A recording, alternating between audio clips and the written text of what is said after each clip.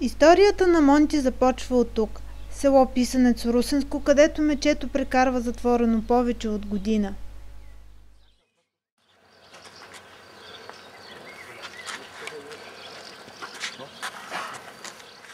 По сигнал дадохме за мече незаконно отглеждано, видимо в добра кондиция, поради факта не, че добре е отглеждано и хранено, а поради факта, че в момента точно тази възраст най-много наддават, най-бързо.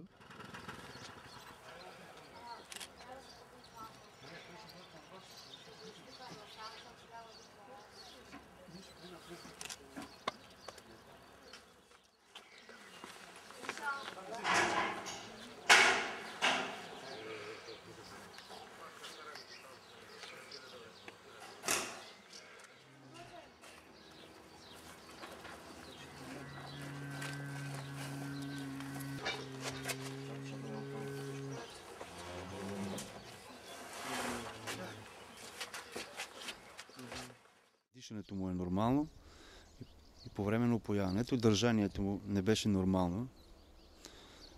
Смешно казано, прилича повече на катерица, отколкото на мече. Акцията по конфискуването на Монти е организирана от Фондация 4 лапи, Министерство на околната среда и водите и Регионална инспекция по околната среда и водите Русе. Последвалото разследване установява, че Монти е заловен на около 3-месечна възраст, след като майка му е била застреляна.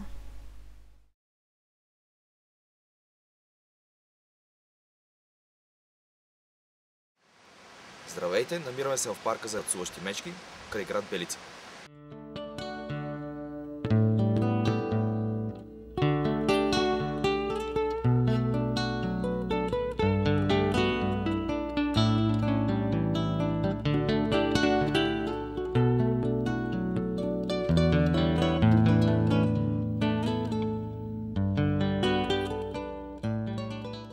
Аз съм Димитър Иванов, а това зад мен е новия сектор на мечето Монти.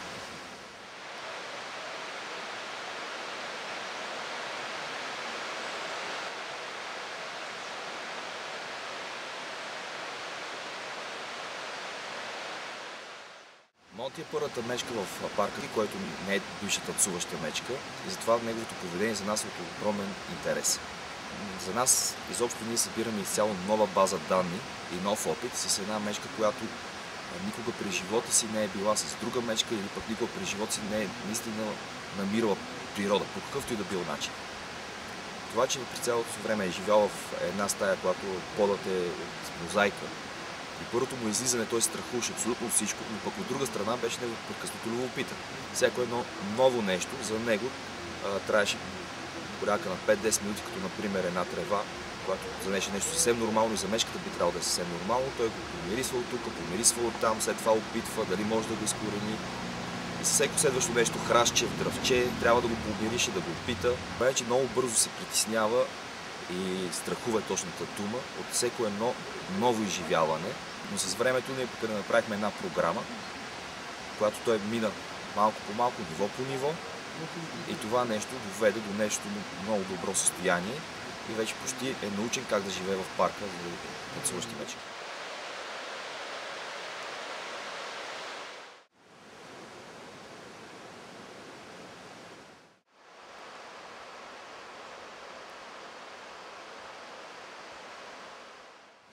След като Монти откри, че природата в парка не е плашеща и в нея няма нищо страшно, той много бързо започна да се държи като едно малко мече, започна да си играе, започна много да плува в басейна, да се къпе там и ние инсталирахме 2 играчки пластмасови топки, които той обучава изключително много.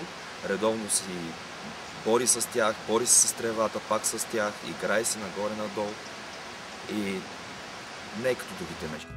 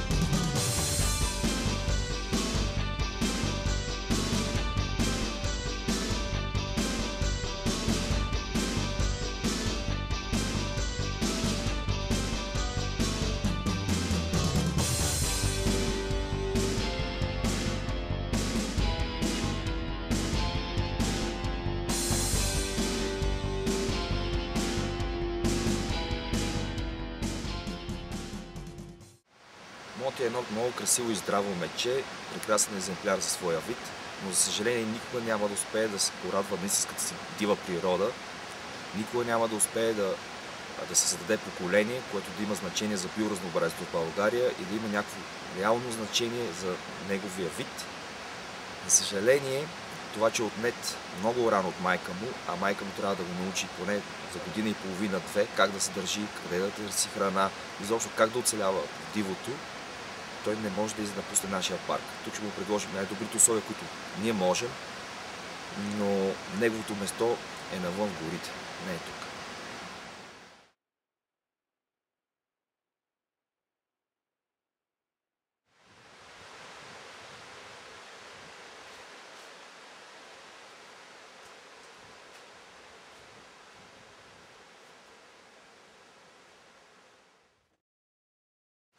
След като не може той да бъде пуснат в дивата природа, ние ще трябва да поемем грижите за Монти за целия негов живот. С това сме направили програма за близките 3 години, в които той ще бъде постепенно редактиран и научен как да оцелява и да живее в нашия парк. То не е много трудно оцеляването тук, но все пак си има някои правила, които трябва да бъдат спазвани. Предполагаме, че някъде след 2-3 години ще се срещне с други мечки и ще трябва да се научи да живее с тях, да спазва техните правила и това ще го доближи още повече до реалния живот, който би трябвало да живее. За съжаление, случаят на Монти не е единствен. Женските и техните малки често стават жертва на бракониерството в България.